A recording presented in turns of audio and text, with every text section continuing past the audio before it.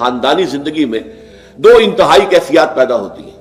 یا میاں بیوی کی موافقت نہیں ہو رہی تو آخری حد ہے طلاق، یا یہ ہے کہ اتنی محبت ہو گئی ہے کہ محبت کی وجہ سے شریعت کی حدود کے اندر رد و بدل ہو رہا ہے. تو پہلے کے موضوع کے اوپر سورہ طلاق ہے اور دوسرے موضوع کے اوپر سورہ تحریم ہے.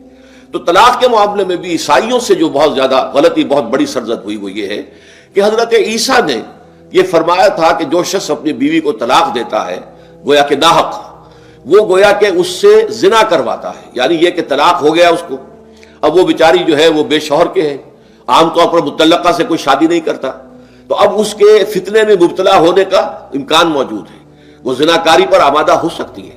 تو جس شخص نے اسے غلط طلاق دی تھی در حقیقت وہ ذمہ دار ہوگا اس زناکاری کا جو وہ کر رہی ہے. یہ اصل میں ایک اخلاقی تعلیم تھی جس کو کہ انہوں نے قانونی سمجھ لیا اور طلاق کا دروازہ بند کر دیا. حالانکہ شریعت موسوی میں طلاق کا راستہ کھلا تھا جیسے شریعت محمدی میں ہے کہ اگر کوئی صورت ایسی ہے کہ مزاج نہیں مل رہا ہے تو ٹھیک ہے، علیحدہ ہو جاؤ، سیپریشن کا راستہ کھلا ہوا ہے.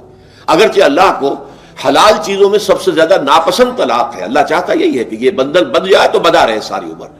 لیکن یہ کہ یہ بھی نہیں ہے کہ گھر کے اندر چخ ہوتی رہے، چپرش چلتی رہے، گھر کے اندر چین نہ رہے، راحت نہ رہے، باہمی اعتماد نہ ہو اور پھر بھی وہ بندل بندہ رکھا جائے، اس کا کوئی فائدہ نہیں. تو قانون وہ تھا لیکن اخلاقی تعلیم یہ تھی. جیسے حضور نے فرمایا ابغض الحلال عند اللہ الطلاق، لیکن ساتھ ہی میں نے وہ حدیث بھی آپ کو سنا دی کہ جو شخص اپنی بیوی کی جو بھی اس کی روش ہے اس سے سخت نالاں ہے، شکایتیں کرتا پھرتا ہے دوسروں سے، طلاق نہیں دیتا، تو اللہ تعالیٰ اس کی دعا سنتا ہی نہیں کہ جب میں نے تمہارے لیے راستہ کھلا ہوا تھا وہ تم اختیار نہیں کر رہے. تو یہی معاملہ در حقیقت عیسائیوں نے اس حد تک بڑھایا کہ حضرت آدم اور حوا سے جو خطا ہو گئی تھی وہ خطا جو ہے وہ تو ہر انسان دنیا میں جو آتا ہے تو خطا کار ہے، وہ اپنے آبا و اجداد، اپنے اماں حوا اور اپنے ابا آدم کی خطا لے کر اپنے ساتھ پیدا ہو رہا ہے، تو گناہ گار ہے. Man is sinful from the very birth. اب اس کا کیا علاج ہو؟ پھر وہ تو اس کا علاج ڈھونڈا کہ اللہ نے اپنا اکلوتا بیٹا زمین پر بھیج کر اور اسے ان لوگوں کی طرف سے کفارہ بنا لیا کہ جو ہمارے اس بیٹے پر ایمان لے آئے. یہ سارا عقیدہ بناء فاسد علی الفاسد کیوں ہوا کہ توبہ کے بارے میں تصور ان کا غلط ہو گیا.